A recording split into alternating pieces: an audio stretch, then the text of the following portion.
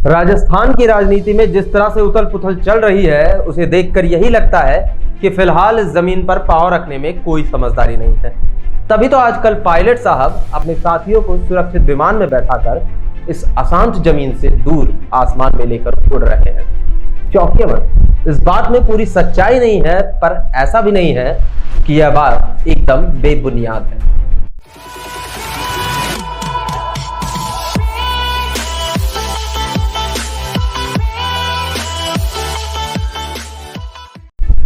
जय हिंद, नमस्कार साथियों, मेरा नाम है शिवेंद्र द्विवेदी और आप देख रहे हैं सीडीएम इंडिया का खास कार्यक्रम सुकून मिलेगा।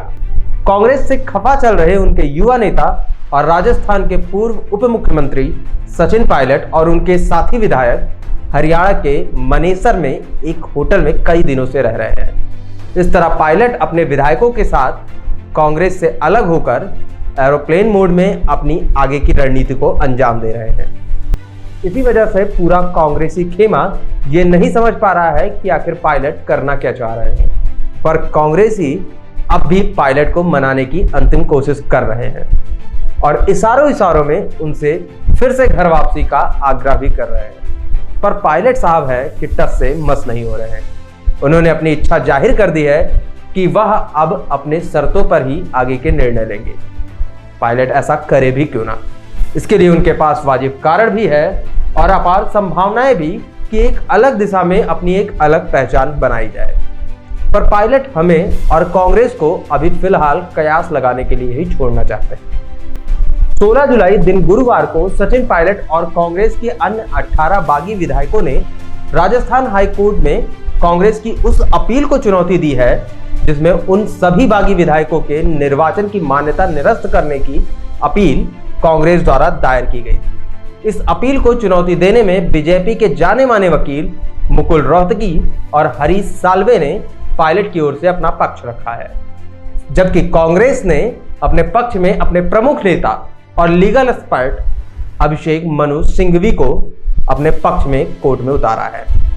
शुरुआत में जब पायलट ने अभिषेक मनु सिंघवी से उनके समर्थन में विधायकों को अयोग्य ठहराए जाने को लेकर जारी नोटिस के खिलाफ मुकदमा लड़ने के लिए संपर्क किया, तो उन्होंने बिना बताए कि वह पायलट की विपक्षी यानी कि कांग्रेस को सलाह दे रहे हैं, उन्होंने यह कहा कि आपके लिए सलाह देना मेरे लिए सम्मानजनक नहीं है। यहां आपको बता दें कि राजनीतिक पंडितों का कहना है कि कांग्रेस 10वीं अनुसूची के पैरा 2 के खंड 1 को लागू करना चाहती थी। कांग्रेस अध्यक्ष ने पायलट और उनके सहयोगी विधायकों को कारण बताओ नोटिस जारी किया है। इस पूरे मामले से एक बात तो साफ ही है कि वर्तमान समय में कांग्रेस की वर्षों पुरानी बुनियाद अब दरकने लगी है। पिछले 5 दशकों से वंशवाद, जातिवाद और दोमुही राजनीतिक विचारधारा के साथ निश्चित रूप से कांग्रेस अपनी पुरानी अस्मिता खो रही है। जिन युवा और कर्मठ लोगों के कंधों को कांग्रेस अपनी पार्टी के साथ साथ देश के अच्छे भविष्य का स्तंभ मानने का दावा करती है, उन्हीं युवाओं के खिलाफ कांग्रेस में किस तरह से आंतरिक गुटबाजी है, अब यह लोगों के सामने खुलकर आ गई है। एक और जहां अब तक कांग्रेस की कमान 51 वर्षीय युवा नेता राहुल गांधी संभाल रहे थे, जिनके ऊपर समय समय पर अपने बयानों और हरकतों से कांग्रेस की लुटिया डुबोने का इल्जाम भी लगता रहता है, तो वहीं दूसरी ओर पायलट जैसे योग्य नेताओं के लिए कलुस्ता कांग्रेस की पुरानी और रूढ़िवादी सोच को भी बयां करती है। लोकतंत्र में एक सशक्त विपक्ष की भूमिका बहुत ही महत्वपूर्ण होती है, क्योंकि सत्ताधारी दल की नीतियों की समीक्षा और आलोचना करने की सबसे बड़ी जिम्मेदारी विपक्ष की ही होती है। विपक्ष जो कि सरकार की नीतियों का समर्थन, विरोध या आलोचना करती है, किसी भी संदर्भ में उसकी निष्ठा और प्राथमिकता देश और देश के लोगों के प्रति ही होनी चाहिए। पर यहाँ पर इस समय कांग्रेस अपने अंदर के मुद्दों को ही नहीं सुलझा पा रही है, तो फिर उसका ध्यान किसी दूसरे मुद्दे पर कैसे जाएगा। कांग्रेस इन दिनों अपने संकट काल से गुजर रही है, जिसमें उसके सभी बुद्धिजीवियों और नीति निर्धारकों को जरूरत है आत्मचिंतन की। इसी संदर्भ में राहुल कमल ने एक ट्वीट भी किया। वो उसमें लिखते हैं कि गांधी परिवार के करीबी समझे जाने वाले एक सीनियर कांग्रेसी का कहना है कि आप कल्पना नहीं कर सकते कि हम में से कितने लोग बीजेपी में जाने के बारे में सोच रहे हैं या बातचीत कर रहे हैं। अब सवाल यह है कि क्या कुछ नेता जहाज से कूदना पसंद करेंगे या उनमें से कुछ पार्टी में रहते हुए भीतर से सुधार करने का प्रयास करेंगे। अब तो ये वक्त ही बताएगा।